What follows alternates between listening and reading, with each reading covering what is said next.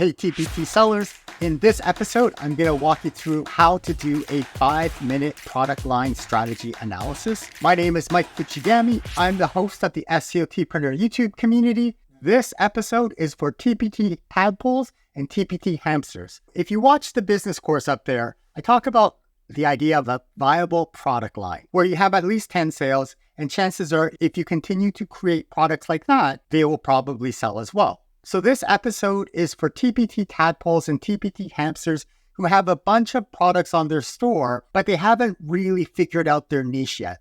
If you're later on in the game, chances are you already know what your established product lines are, but this episode might be useful for you if you have thousands of products and you're looking for a way to get a general idea of how a certain product line might be doing. Like, let's say you sell seasonal products and you want to know how Christmas and Halloween, spring, and all of those seasonal products, if you want to be able to group them together to see how those products are doing. So in 5 minutes, I'm going to walk you through how to create a spreadsheet like this.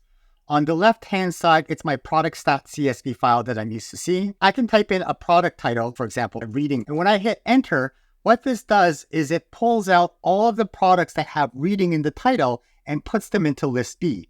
And then visually at the top here, I can see, okay, well, the orange part, that's for list B. Those are all for the products that contain reading. That accounts for 37% of my earnings. Now, when I look at this, I might think, well, how are my reading products doing if I don't include the bundle itself? Because I run advertisements for it.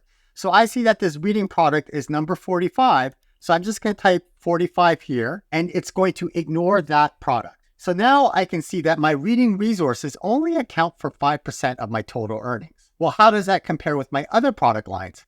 I'm going to delete these fields. I have a critical thinking text puzzle line, so I'm going to type in puzzle, and that's going to pull out all of my resources that have puzzle in here. However, it's also pulling out my character education resource, which has Sudoku puzzles. I don't want to count my Sudoku puzzles, so I'm going to type product number 9. I'm going to type that here to get rid of it. So now I can see my text puzzles only account for 0.1% of my earnings. You get the idea. If you have a grammar line, if you have a fraction line, if you have worksheets, if you have clip art, you can type in those words, and I can type in more than one word here. For example, I could pull up my puzzles and my reading activities, but I want to get rid of that bundle that I advertise on TPT for. So I'm going to type 45, and I can see that my reading resources combined with my puzzles really 5% of my earnings. And the theory behind this is to follow the money. So if you're curious to see how groups of your products are doing, this is the Google Sheet for you. I'm going to set 5 minutes on the clock, and I'm going to show you how to set up this spreadsheet. Here we go. I'm going to go to a freesellertool.com. And if I scroll down, I'm going to download the advanced version. I'm going to sign up for the email newsletter and click subscribe. It just sent an email to me. It says, keep this email to get the most recent version of the Google Sheet tool. I'm going to click on confirm my subscription.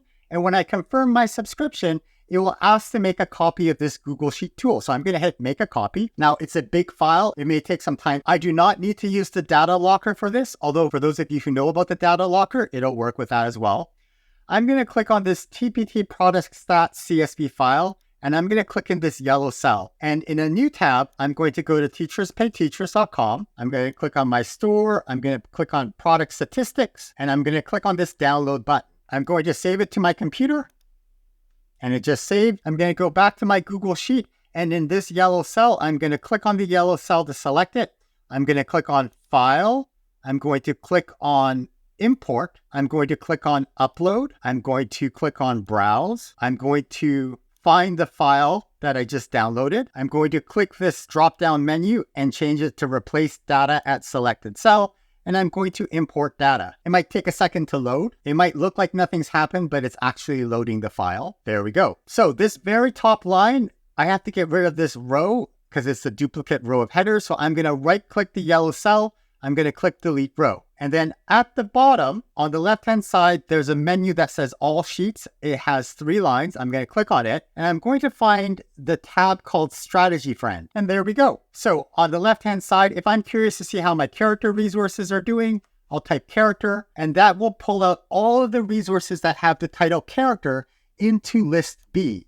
And I can see that my character resources account for 4% of my earnings. Well, what about my character resources and my citizenship resources. So now if my product title has character or citizenship, it just got pulled into list B, and I can see that accounts for 10% of my earnings. I want to see how my character, citizenship, and collaboration resources are doing.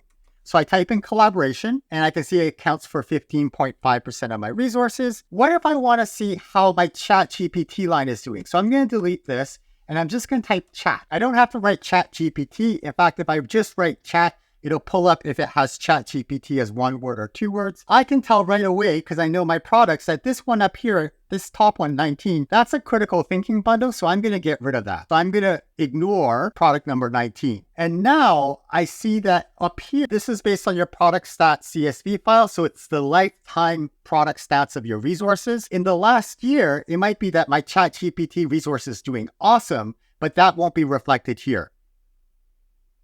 And boom, let me know what you think about this strategy, friend, to see which of your product lines are actually working. Because if the product line is working, chances are that's an area to grow into. I chatted with a few TPT sellers this week where we were talking about which product lines are working. Let's look at the data and see if there are any hidden gems that we need to focus on. For me personally, I'm going to be working on my grammar resources, and I can see here that my grammar resources account for 0% of my earnings. I know it's also about sentences, so I'll type sentence up here. And yeah, I have sold $8 up here. So why am I working on my grammar resources? Yeah, that's a good question. I think my strategy for the last quarter this year is to spend 1 hour a day working on my TPT stuff. And then the rest of the time, I'm going to be working on TPT seller stuff. Monday to Friday, so 5 days a week, I'm working on content creation for this grammar pixel art line. And then on the weekends, I'm spending 2 days updating products or doing the TPT SEO stuff, looking at what sold this time last year and making sure that those products look pretty. And the reason why I'm doing the grammar, even though there's no obvious signs that it's selling yet, is because I used to chat with another entrepreneur in the creator space, and they sold lessons on a different platform. And they were telling me that they notice when they create individual products, it doesn't sell until the entire curriculum is done. And then the entire curriculum sells very well in their experience. And I think it's like this with grammar resources. A single lesson on compound sentences isn't useful unless it's part of a larger picture. I'm in uninformed optimism here.